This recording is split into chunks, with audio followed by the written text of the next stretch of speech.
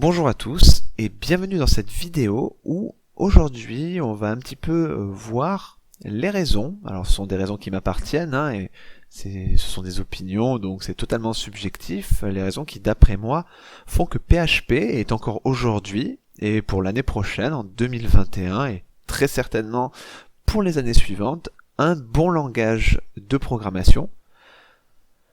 Moi je dirais que déjà, PHP c'est un langage de programmation qu'on va pouvoir utiliser pour de nombreuses solutions.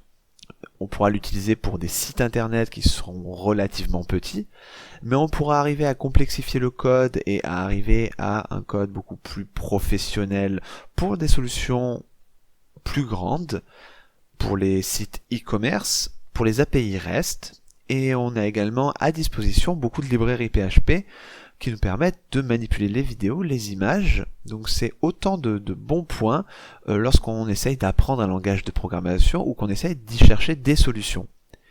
PHP c'est aussi un langage qui fonctionne avec pas mal de bases de données, MySQL, PostgreSQL, donc il est facile à prendre en compte, donc comme il est facilement assimilable, forcément ça décourage beaucoup moins les développeurs néophytes, et sa mise en place est assez simple. On trouve des solutions toutes faites comme les systèmes WAMP ou l'Aragon, donc c'est toujours un plaisir de le mettre en place.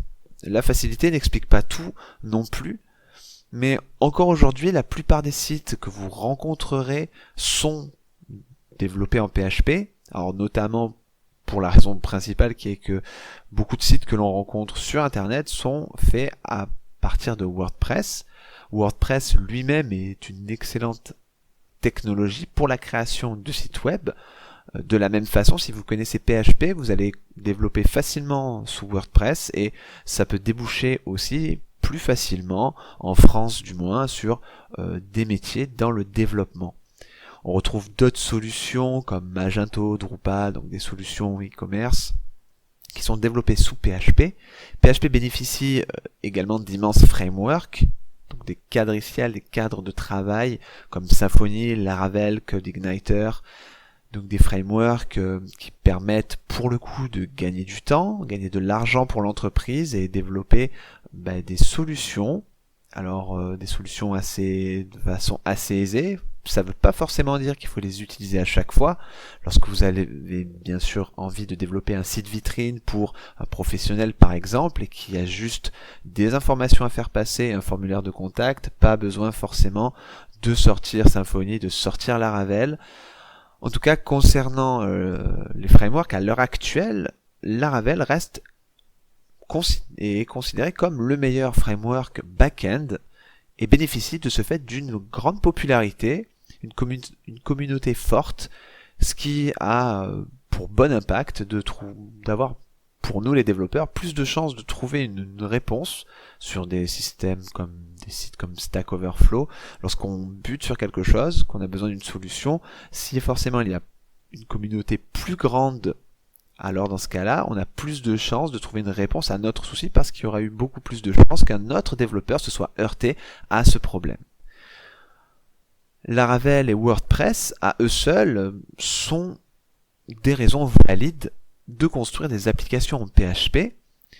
Après, comme je l'ai dit, il ne faut pas forcément confondre les langages concurrents directs avec PHP et les phénomènes de hype qui peuvent exister, comme il a existé Dino.js, etc. Donc ça peut être des langages de programmation qui ont des pics comme ça d'excitation vers les développeurs et qui redescendent assez vite. PHP est là depuis très très longtemps et de ce fait bénéficie vraiment d'une solidité sur laquelle on peut s'appuyer. On sait que cette solution-là, ce langage-là va bénéficier pour le coup de beaucoup de sites, de beaucoup de communautés, de beaucoup de solutions, des solutions qu'on pourra trouver à nos problèmes. Donc on sait qu'on ne sera pas perdu, on ne sera pas tout seul à développer en PHP, ça c'est certain. Mais malgré tout, les gens, en règle générale, les développeurs que vous pouvez croiser, il y en aura qui vont vous dire qu'ils détestent PHP. En règle générale, s'ils disent qu'ils le détestent, c'est pour deux raisons principales.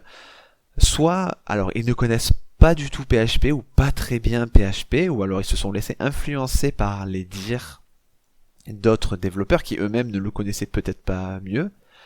Donc, par effet de mimétisme, ils vont répéter qu'ils n'aiment pas PHP sans avoir forcément codé ne serait-ce qu'une ligne dans ce langage. Ou alors, vous pouvez trouver des développeurs un petit peu plus âgés, avec un petit peu plus d'expérience, qui ont travaillé auparavant avec PHP à très certainement une époque où PHP était un petit peu plus fragile et ne bénéficiait pas par exemple de l'orienté objet, là où on attendait une organisation, une professionnalisation du code, et sont restés avec cette idée fixe qui aujourd'hui n'est plus quelque chose de valide parce que PHP est aujourd'hui à sa version 8. Il a beaucoup évolué, il a un typage qui est fort, il bénéficie de l'orienté objet, et c'est autant de choses qui le renforcent, qui l'ont renforcé, qui font de lui ce qu'il est aujourd'hui, donc un langage très apprécié des développeurs. Après, qu'il soit simple à apprendre ne signifie pas forcément qu'il est le meilleur. Il ne faut pas à tout prix prêcher pour PHP à chaque fois que l'on va développer, à chaque fois qu'on va rentrer dans une discussion, à chaque fois qu'on va avoir envie d'apprendre quelque chose, ou si on a envie de conseiller des gens, la façon la plus efficace de développer, c'est surtout avant tout d'utiliser le langage approprié à la situation. On ne va pas essayer de créer une SPA ou de créer du dynamisme dans un site avec 100% de PHP, ça ne se fera jamais. Donc le mieux pour ce faire, ça va être de scinder ses connaissances en deux, donc de choisir un langage pour le back-end.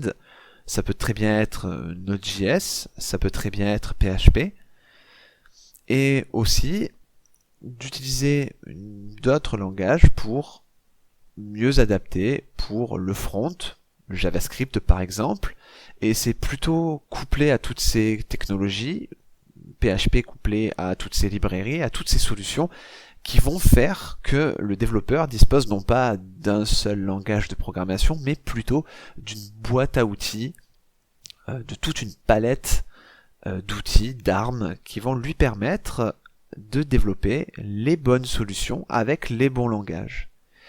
Pour ma part, je pense que PHP a encore de beaux jours devant lui, que ça reste un langage qu'il ne faut pas hésiter à apprendre, et qu'il a très certainement encore sa place dans le monde du développement, pour aujourd'hui, l'année prochaine, et espérons-le, pour les prochaines années à venir.